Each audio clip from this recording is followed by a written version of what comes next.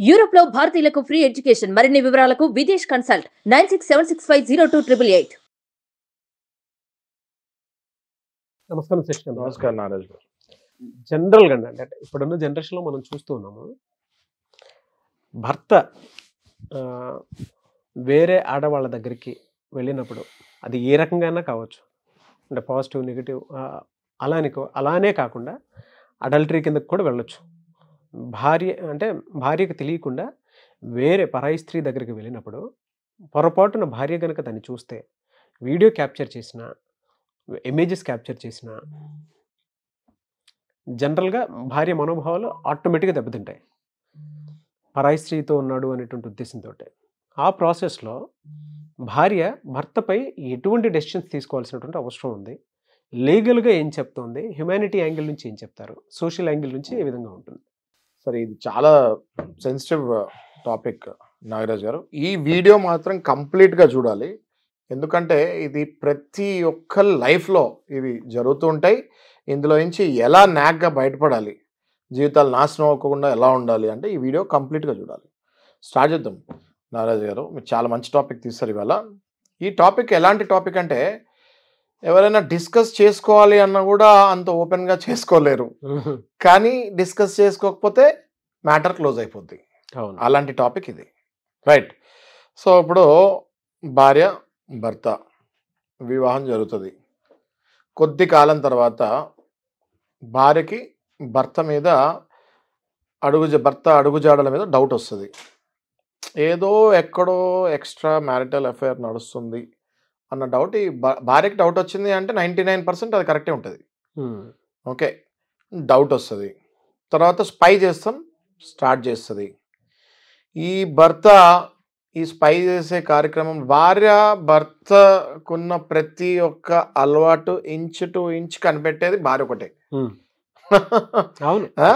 ఈ భర్త ఎంత జాగ్రత్తగా ఉండి తప్పించుకుందాం అనుకున్నా అది భార్యకి ఖచ్చితంగా తెలుస్తుంది. ఇప్పుడు ఇంటి నుంచి బయటకు వెళ్ళి వచ్చిన తర్వాత ఎలా వెళ్ళాడు, ఎలా ఒక లుక్లోనే భార్య చెప్పేస్తుంది. పొద్దున్న ఇలా వెళ్ళాడు, సాయంత్రం ఇలా వచ్చాడు, ఏదో తేడా ఉంది. తాగొచ్చాడా, సిగరెట్ తాగొచ్చాడా? సిగరెట్ తాగి చాలా మంది బబ్బుల్ గన్లు వేసుకొని నవ్వులుకుంటూ ఫూ అని ఊసి వెళ్తారు. ఇంటికి వెళ్ళగానే భార్య చెప్పేస్తుంది, నువ్వు సిగరెట్ తాగేవని. మందు తాగి చాలా మంది కుంభాల మినరల్ వాటర్ బాటిల్ అని ఊసి వెళ్తారు ఇంటికి వెళ్ళగానే చెప్పేస్తుంది, నువ్వు మందా వచ్చావు అని. భర్తలు అర్థం చేసుకోవాల్సిన విషయం ఏంటంటే ఏ చిన్న తప్పు జరిగినా భార్య ఖచ్చితంగా కనిపెడుతుంది, రైట్? అయితే అతిపెద్ద తప్పు ఏంటి? సిగరెట్లు, మందులు, ఓకే, ఇవన్నీ ఓకే, రైట్. తర్వాత మానేమంటారు, లివర్లు పాడైతే అంటే వాళ్ళే మానుతారు. అతిపెద్ద తప్పు భర్త చేసేది ఏంటంటే, ఇప్పుడు నారాజ్ గారు ఎంతవరకు ఇంకా భార్యకి తెలుస్తుంది అంటే భర్త గురించి, ఆఖరికి మీ స్వెట్ స్మెల్ కూడా తెలుస్తుంది, మీ బాడీ ఓడర్ తెలుస్తుంది, మీ పర్ఫ్యూమ్ పొద్దున్న ఏ పర్ఫ్యూమ్ కొట్టుకున్నారు, సాయంత్రం ఏ పర్ఫ్యూమ్లో వస్తున్నారు, వేరే ఏదైనా పర్ఫ్యూమ్ వస్తుందా, లేకపోతే మీ షర్ట్ మీద ఏదైనా ఒక పెద్ద వెంట్రుక ఉందా, లేకపోతే మీరు వెళ్ళినప్పుడు ఏదైనా షర్ట్ మారుస్తాం కానీ ఇట్లాంటివి ఏమైనా వైట్ షర్ట్లోనే వైట్ షర్ట్ ఇంకోటి వేసినా కనిపెడతారు, బ్లాక్ షర్ట్లోనే బ్లాక్ షర్ట్ ఇంకోటి వేసినా కనిపెడతారు. మీ బ్యాటరీ, మీ ఫోన్లో ఉన్న బ్యాటరీ ఎంత ఉందో కూడా తెలుస్తుంది. దాన్ని బట్టి మీరు ఎంత మాట్లాడారో కూడా తెలుస్తుంది, రైట్? సో ప్రతి ఒక్కటి ఇంచ్ టు ఇంచ్ కనిపెట్టేదే భార్య. నాగరాజ్ గారు నవ్వుతున్నారు, మీకు అర్థమైంది కదా? అర్థమైంది సార్, రైట్? సో ఇట్లాంటప్పుడు మనం ఏం చేయాలి? ఇది హిందూ మ్యారేజ్ వ్యవస్థ కదా నాగరాజు గారు, ఇది చెప్పాలి. అందుకే నేను ఏమంటున్నా, పూర్తిగా చూడండి వీడియో అంటున్నాను. అసలు నాగరాజు గారు భర్త ఇంటికి వస్తున్నాడు అంటేనే ఒక స్కానర్ కింద నుంచి వస్తే ఎలా అయితే ఎయిర్పోర్ట్లో సామాన్లు వెళ్తున్నప్పుడు ఇలా స్కాన్ అవుద్దో అలా భర్త స్కాన్ అవుతాడు. కానీ ఆ భర్త ఏమనుకుంటాడంటే నేను స్కానర్ పక్క నుంచి వస్తున్నా అని అనుకుంటాడు. కానీ భర్త ఎయిర్పోర్ట్లోకి ఎంటర్ అయ్యి లగేజీలు పెడితే ఎట్లా సామాన్లు స్కాన్ అయ్యి లోపల చిన్నదిన్న మెరుస్తుంటే చూడండి, అట్లా కనిపెట్టేదే భార్య. ఓకే నాగరాజ్ గారు, అయితే ఈ ఎయిర్పోర్ట్లో సామాన్లు ఎలా వెళ్తాయో ఎందుకు చెప్తున్నానంటే, మీకు చిన్నది ఏదైనా ఉన్నా కూడా మెరుస్తుంటుంది, అది వెంటనే 4-5 వచ్చి అది ఓపెన్ చేస్తారు. అలా చిన్నది ఏమైనా తేడా మీలో ఉంటే ఆ భార్య టైమింగ్ చూసుకుంటుంది. ఆ పర్టికులర్ టైం ఎప్పుడు వస్తుందో రాసుకొని పెట్టుకుంటుంది మైండ్లో. ఇంకోటి మీ సెల్ ఫోన్ ఏదో మీరు చాలా లాక్లు వేసుకొని, మొగుళ్ళందరికీ అంటే సారీ హస్బెండ్స్ అందరికీ చెప్తున్నాను, మీ సెల్ ఫోన్లు లాక్లు వేసుకొని ఐ ఆప్టిమైజేషను తమ్ము ఇవన్నీ పెట్టుకొని చాలా సెక్యూర్గా పెట్టుకుంటారు. ఐఫోన్ అంత సెక్యూర్ ఇంకోటి ఉండదని, అది ఉత్త అబద్ధం. హైదరాబాద్లో జగదీష్ మార్కెట్ అని ఒకటి ఉంది, మీకు తెలుసా నాగరాజ్ గారు? జగదీష్ మార్కెట్కి వెళ్ళినా కూడా 2-3 గంటలు తీసుకుంటారు ఏదైనా ఓపెన్ చేయాలంటే. అలాంటిది మీ భార్య కిలోమీటర్ దూరంలో ఉండి ఇలా చూస్తే ఓపెన్ అయిపోతాయి ఫోన్లు. మీకు తెలియవు అని భర్తలకు చాలా మంది. అంటే నేను ఇవన్నీ ఎవరికి చెప్తున్నా అంటే బాగా లవబుల్ వైఫ్స్ గురించి చెప్తున్నా అండి ఇది. ఓకే, ఎవరైతే భర్తని బాగా ప్రేమిస్తుందో ఆ వైఫ్స్ గురించి చెప్తున్నా నేను. నార్మల్ గా వేరే వైఫ్స్ గురించి చెప్పట్లే. ఇంత ప్రేమించే భార్య దగ్గరే భర్తలు తప్పులు చేస్తారు. మీరు అర్థం చేసుకోండి. నార్మల్ గా ఉంటే భార్య పెద్ద పట్టించుకోరు, వాళ్ళు కూడా పెద్ద తప్పులు చేయరు. ఇంత ప్రేమించి అంటే దీని ఏమంటారు, ఓవర్ పొసెసివ్నెస్. ఏమంటారు సార్ నారాజ్ గారు? ఓవర్ పొసెసివ్నెస్ అంటారు. ఈ ఓవర్ పొసెసివ్నెస్ వల్ల భర్తకి ఒక పక్కన ప్రేమ బాగానే ఉంది అనుకుంటాడు, ఇదేంటి అప్పుడప్పుడు ప్రేమ మరీ ఎక్కువ అవుతుంది ఏంటి అని ఇలా లెగుస్తాడు ఒక 2 ఫీట్లు. ఓకే, సో అలాంటప్పుడే ఆ భర్త ఆయన మీద ఆయన ఓవర్ ప్రేమ తట్టుకోలేక దాన్ని ఒక కంప్లైంట్ లాగా కన్వర్ట్ చేస్తాడు. దాన్ని ఒక కంప్లైంట్ లాగా కన్వర్ట్ చేసి ఆఫీస్కి వెళ్ళి ఆ పక్కన కూర్చున్న ఎవరో ఒక అమ్మాయికి చెప్తాడు. ఫస్ట్ ఏ అవసరం లేకపోయినా కూడా ఆ అమ్మాయి అబ్బాయికి చెప్పాడు, మళ్ళీ భర్త కూడా అమ్మాయికే చెప్తాడు. ఆఫీస్లో ఎవరో ఒక అమ్మాయికి ఈ బాధలన్నీ చెప్పి నా భార్య నా మీద ఇంత ప్రేమ, మరీ ఎక్కువ ప్రేమ, ఇది తట్టుకోలేకపోతున్నాను, this is crossing the limits అని చెప్తాడు. అట్లాంటి టైంలోనే భర్తలు ఏం చేయాలంటే they have to be very careful. ఆ ఓవర్ ప్రేమ ఉంటే దాన్ని తగ్గించుకోవాలి, కానీ దాని నుంచి బయటపడటానికి వీళ్ళు అడ్వాంటేజ్ చెప్పాలండి. సమయం అంటే అలాంటిది ఒకటి ఉంది అనుకున్నప్పుడు కూర్చోపెట్టి కొంత రియాలిటీ చెప్పి అర్థం చేసుకునేలా చెప్పాల్సిన అవసరం చాలా ఉంది. కరెక్ట్ అండి, కరెక్ట్. ఎందుకంటే ఇది కూర్చోబెట్టి చెప్పకపోతే దీన్ని ఈ ప్రేమను కూడా కంప్లైంట్ లాగా తీసుకునే భర్తలు చాలా మంది ఉన్నారు. ఈ అతి ప్రేమను కూడా పొసెసివ్నెస్ అని చెప్పి వేరే అమ్మాయిల మీద మనసు పడటం కూడా జరుగుతుంది. ఎందుకంటే ఎప్పుడైతే ఓవర్ పొసెసివ్నెస్ అవుతుందో, ఇంకోటి ఈ భర్త ఎక్కడికి వచ్చినా కూడా ఆ భార్యకు తెలుస్తుంది. ఎట్లా తెలుస్తుంది? ఈ గూగుల్ వచ్చిన దగ్గర నుంచి ఎవడు ఎక్కడికి వెళ్ళినా తెలిసిపోతుంది. రైట్. ఈ భర్త ఆఫీస్లో ఉన్నా, మీరు నమ్మరండి, ఇప్పుడు ఆఫీస్లో ఉన్నా, లేకపోతే ఈ మధ్యకాలంలో ఒకటి జరిగింది, ఎగ్జాంపుల్ చెప్తాను మీకు, చిన్న 1 సెకండ్ ఎగ్జాంపుల్. అది భర్త ఎక్కడో వేరే వాళ్ళ ఫ్రెండ్ ఇంటికి పార్టీ అని వెళ్ళాడు. ఆ గూగుల్ మ్యాప్లో పొదల్లో ఉన్నట్టు చూపిస్తుంది. ఆ భార్య పోలీస్ కంప్లైంట్ చేస్తుంది. ఈడేం చేస్తాడు, భర్త వేరే ఫ్రెండ్ ఇంటికి పార్టీ అని వెళ్ళాడండి. వాళ్ళ ఇంటి పక్కన అన్ని చెట్లు ఉన్నాయి, బుషెస్ ఉన్నాయి. వీడిని ఎవరో తీసుకెళ్ళి చంపేశారు అనుకొని, చెట్లలో ఉన్నాడు అనుకొని ఆ భర్తకి విపరీతంగా ఫోన్లు కొడుతుంటే, ఆ పార్టీలో ఊరికే ఫోన్లు ఏమెత్తుతాడు. 4 మగలు ఉన్నప్పుడు నవ్వుతారు కదా, ఎన్నిసార్లు వచ్చారు ఆ ఫోన్, నీకు అందరికి వస్తుంటాయి, కానీ వాళ్ళు సైలెంట్గా వెనకాల ఇలా పెట్టుకుంటూ ఉంటారు. వీడికి వచ్చినప్పుడు మాత్రం అప్పుడప్పుడు కొంతమంది బయటపడతారు. సో ఈ భర్త ఏమనుకుంది, వీడేదో పొదల్లో ఉన్నాడు, చెట్లలో ఉన్నాడు అని చెప్పి భయపడి ఫోన్ చేసి వీడి ఫోన్ స్విచ్ ఆఫ్ అయిపోయింది, బ్యాటరీ అయ్యి. పోలీస్ స్టేషన్లో కంప్లైంట్ చేస్తే ఆ పోలీసు వాళ్ళు వ్యాన్ వేసుకొని పెట్రోలింగ్ చేసుకొని వచ్చి ఈ అబ్బాయి మీ పేరేంటి అని కనుక్కుంటా జరిగింది. అలా ఉంటుంది భర్తల పట్ల ప్రేమ. అప్పుడప్పుడు ఈ ప్రేమలు ఎక్కువైపోయినప్పుడే, శృతి మించినప్పుడే కొన్ని తప్పులు జరుగుతూ ఉంటాయి. దాన్ని మళ్ళీ లైన్లో పెట్టుకోవచ్చు. వీళ్ళిద్దరి జీవితాల్లో మంచి వాళ్ళు కదా. ఇప్పుడు అమ్మాయి భర్త అంటే ప్రేమ, భర్తకి భార్య అంటే ప్రేమ. ఇప్పుడు వీళ్ళ మధ్యలో ఎందుకు వస్తాయి డిఫరెన్సెస్ చెప్తాను నేను. కమింగ్ టు సబ్జెక్ట్ నాగరాజ్ గారు, మనం ఇప్పుడు భార్య గురించి, పొసెసివ్నెస్ గురించి మాట్లాడాం కాబట్టి, ఇందులో ఈ పొసెసివ్నెస్ ఉన్న భార్యలదే మనం ఎగ్జాంపుల్ తీసుకుంటూ ముందుకెళ్దాం. భర్త ఎప్పుడైతే నిజంగా అడల్టరీలో ఉంటాడో, అంటే నిజంగా వేరే స్త్రీతోటి అక్రమ సంబంధంలో ఉండి, ఈ విషయం ఎప్పుడైతే భార్య క్లియర్గా కనిపెట్టేస్తుందో, ఓకే, ఆ తర్వాత జరగబోయే వీడియోల రూపంలోనో, ఇమేజెస్ రూపంలోనో, లేదంటే వేరే వాళ్ళ త్రూ తెలిసిన రూపంలోనో తెలిస్తే మనం ఎలాగో చెప్పాం కదా, కంప్లీట్ స్కాన్ అవుతాడు భర్త ఎలాగో. ఓకే, ఈ విషయం ఎలాగో భార్యకు తెలుస్తుంది. చాటింగో, లేకపోతే వీడియోసో, లేకపోతే వేరే ఎవరైనా ఫ్రెండ్స్తో డిస్కషన్ చేసేటప్పుడు ఫోన్ కాల్సో, రీడైల్ లిస్ట్లోనో ఎక్కడో అక్కడ దొరికిపోతాడు భర్త. దొరకడం అనేది సమస్య లేదండి, దొరికిపోతాడు. ఎప్పుడైతే దొరికిపోయిన తర్వాత కథ ముందుకు ఎట్లా వెళ్తుంది అన్నది మనం ఇప్పుడు డిస్కషన్ చేస్తున్నాము. ఓకే, ఇప్పుడు భర్త ఆ అమ్మాయితో తిరిగేసి యాజ్ యూజువల్గా ఇంటికి వస్తాడు. వచ్చిన తర్వాత ఆ రోజు ఈ భార్య ఎన్నో రోజుల నుంచి ఈ స్కానింగ్లో ఉండి కనిపెడుతుంది కదా. భార్య పతివ్రత, ఓకే, చాలా మంచి అమ్మాయి, ఓకే, భర్త కూడా మంచోడే, కానీ అనుకోకుండా వేరే స్త్రీ వ్యామోహంలో పడ్డాడు. ఇప్పుడు ఈ స్టోరీ ఇక్కడి నుంచి ఎలా వెళ్తుందని మీకు చెప్తాను నేను. భర్త ఇంటికి వస్తాడు, ఇంటికి వచ్చి కూర్చున్న తర్వాత భార్య అన్ని రోజులు తట్టుకున్నది ఇంకా బ్రేక్ డౌన్ అవుతుంది. బ్రేక్ డౌన్ అయ్యి స్ట్రెయిట్గా నిలదీస్తాం జరుగుతుంది. చూడండి, మీరు వేరే రిలేషన్లో ఉన్నారని నాకు తెలిసింది, అది నాకు ఇష్టం లేదు, ఇక్కడతోటి మీరు అది ఆపేసుకొని మనం ముందుకెళ్దామా, లేదా మీరు అసలు ఈ రిలేషన్లోకి ఎందుకు వెళ్ళారన్నది నాకు ఎక్స్ప్లెనేషన్ కావాలి అని అడుగుతారు. ఖచ్చితంగా అడుగుతారు. ఇది అప్పుడు అడగాలి కూడా, నిలదీయాలి, అడగాలి.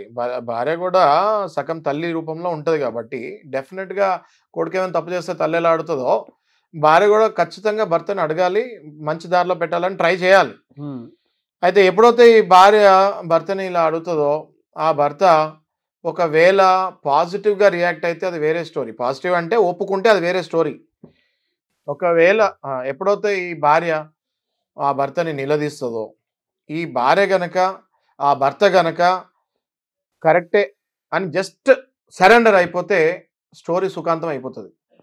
ఎలా అంటే ఈ భార్య ఆ భర్తని వదులుకోదలుచుకోలే కాబట్టే కూర్చోపెట్టి ఇది అడుగుతుంది, ఇది ఇలా ఇలా చేసావు, నా దగ్గర వీడియోస్ ఉన్నాయి, నా దగ్గర ఫొటోస్ ఉన్నాయి అని చూపిస్తుంది కూడా.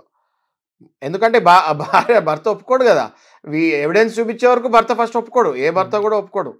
ఎవిడెన్స్ చూపించిన తర్వాత భర్త చేయాల్సిన పని ఏంటి అంటే ఫస్ట్ ఇంకా అబద్ధాలు చెప్పకుండా, ఇంకా దాన్ని కవర్ చేయకుండా ఫస్ట్ ఆ భార్యకి సరెండర్ అయిపోవాలి. ఈ నీడ్ టు సరెండర్, అవును ఈ ఎఫ్ఐఆర్లో ఉన్నాను నేను అని ఫస్ట్ ఒప్పుకోవాలి.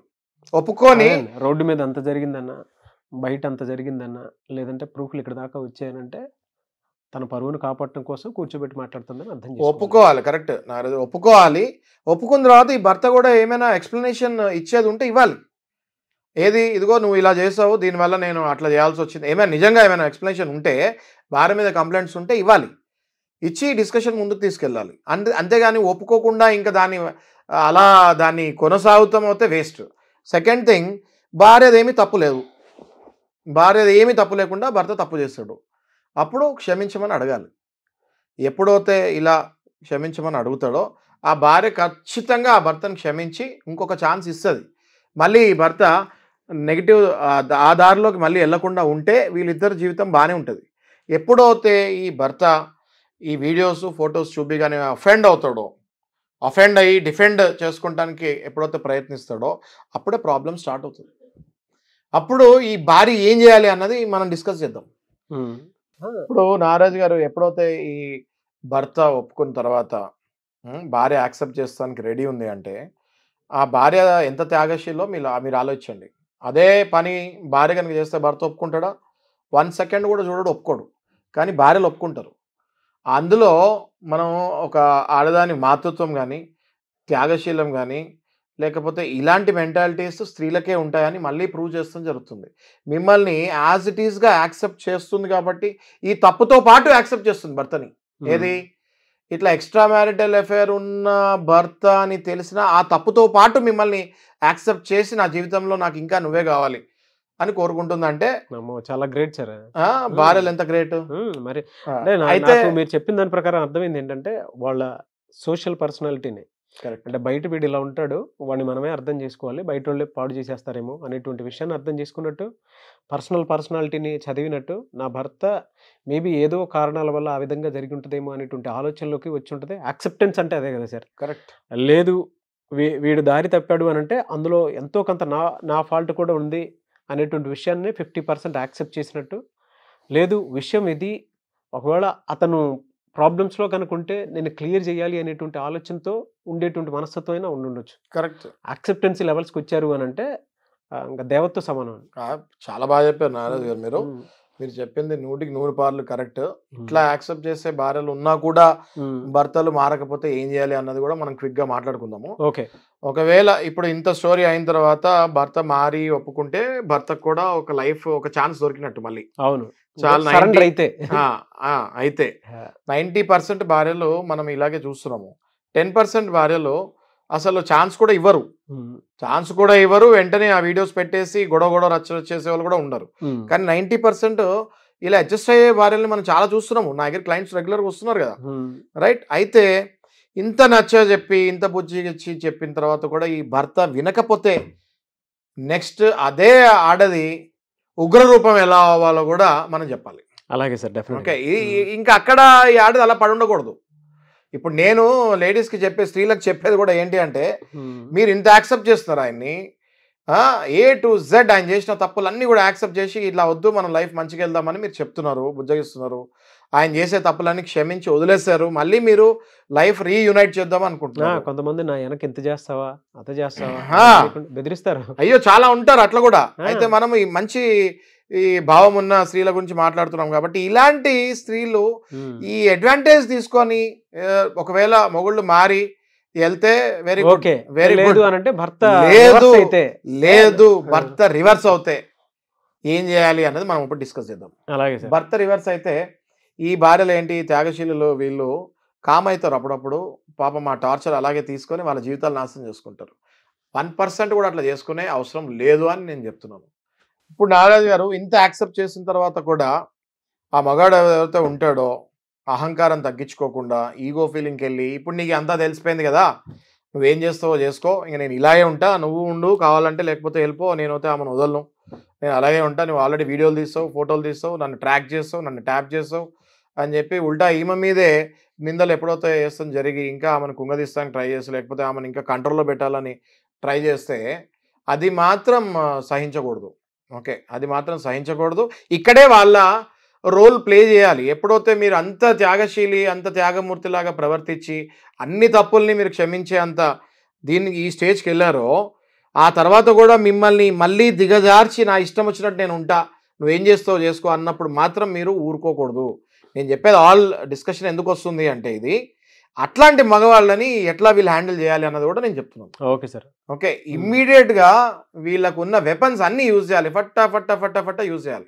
అది ఎట్లా చేయాలి అంటే, ఒకటి 498A పోలీస్ స్టేషన్కి వెళ్ళాలి, 498A IPC అది పెట్టాలి. నెక్స్ట్ డొమెస్టిక్ వైలెన్స్ యాక్ట్, ఇది క్రియేట్ చేసిందే ఓన్లీ ఈ women for the protection against violence, ఇది ఒకటి పెట్టాలి.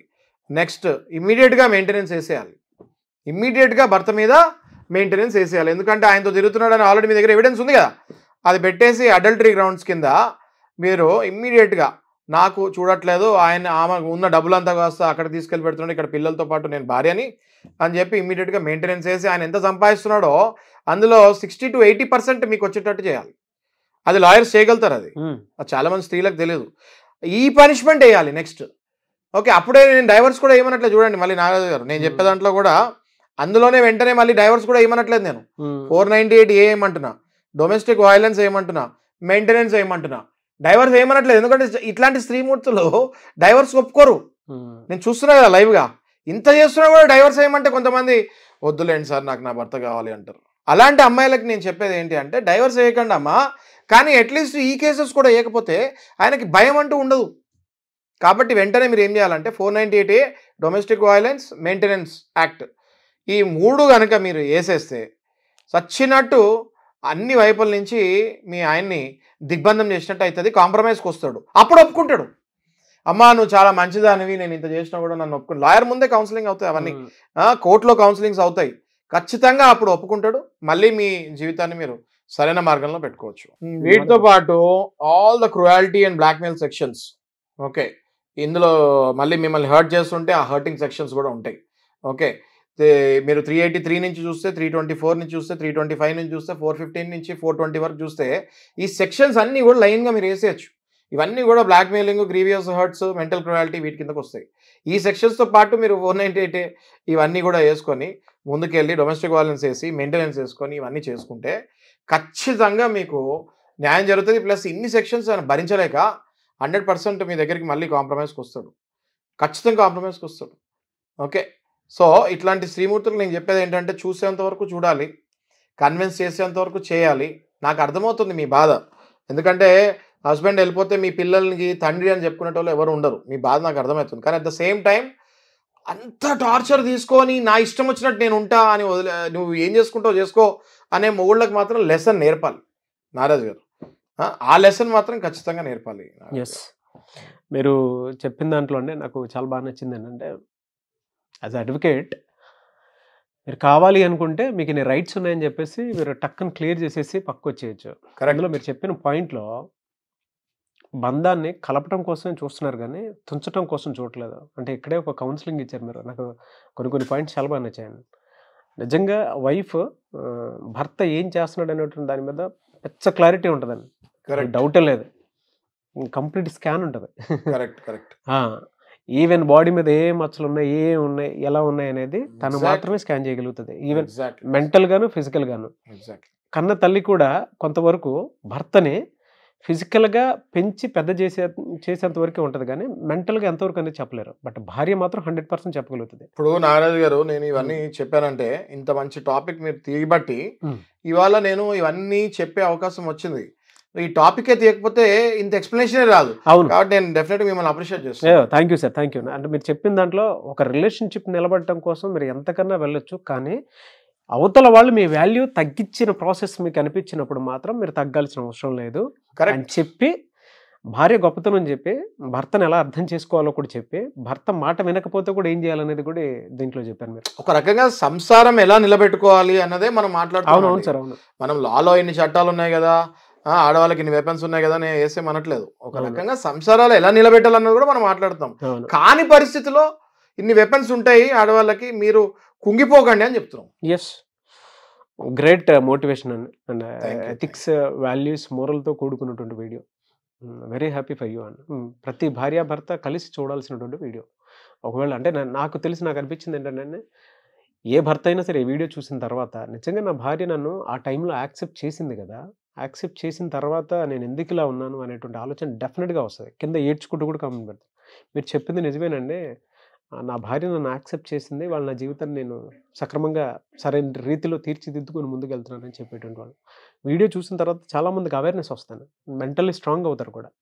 కరెక్ట్. ఎస్, నాకు అన్ని ఆప్షన్స్ ఇచ్చిన తర్వాత కూడా నేను ఇలా రూడ్ బిహేవ్ చేశానంటే తప్పెక్కడో నాలోనే ఉందని భర్త ఆలోచిస్తాడు కూడా. కరెక్ట్. డెఫినెట్గా sir, very good video. Thank you అండి, thank you so much Shashikanth గారు. థ్యాంక్ యూ నారాజ్ గారు. చాలామంది అండి వీడియోస్ చూసిన తర్వాత మిమ్మల్ని అప్రోచ్ అవ్వాలనుకుంటుంటారు. మిమ్మల్ని అప్రోచ్ అవ్వాలంటే ప్రాసెస్ అండి. ఎస్ నారాజ్ గారు, మన వీడియోస్ చూసి చాలామంది అప్రోచ్ అవుతాం జరుగుతుంది. మంచి సలహాలు ఇస్తున్నాం, మనము వాళ్ళని కరెక్ట్ అయిన దారిలో పంపిస్తున్నాము. అలాగే ఇక మీదట కూడా ఏమైనా సలహాలు కావాలంటే స్క్రీన్ పైన డిస్ప్లే నెంబర్ పైన కాల్ చేయండి. 24/7 వీఆర్ వర్కింగ్. డెఫినెట్గా మీకు సరైన న్యాయ సలహాలు ఇస్తాం. ఎస్, ఎనీవేస్ థ్యాంక్ యూ అండి, thank you so much Shashikanth. చూసారు కదండి వీడియో. ఈ వీడియోపై మీ అభిప్రాయం కామెంట్ బాక్స్లో పోస్ట్ చేయండి. ముఖ్యంగా మీరు కనుక శశికాంత్ గారిని అప్రోచ్ అవ్వాలి అనుకుంటే సలహాలు సూచనల కోసం స్క్రీన్ మీద మీకు కాంటాక్ట్ నెంబర్ కనిపిస్తుంది. దానికి మీరు కాల్ ఆర్ మెసేజ్ వాట్సాప్ చేసి వెంటనే అపాయింట్మెంట్ తీసుకోవచ్చు. అండ్ ఈ వీడియో లైక్ చేయండి, షేర్ మాత్రం తప్పకుండా చేయండి. ఇలాంటి మరిన్ని వీడియోస్ కోసం మా ఛానల్ ఫాలో అవ్వండి. Thank you.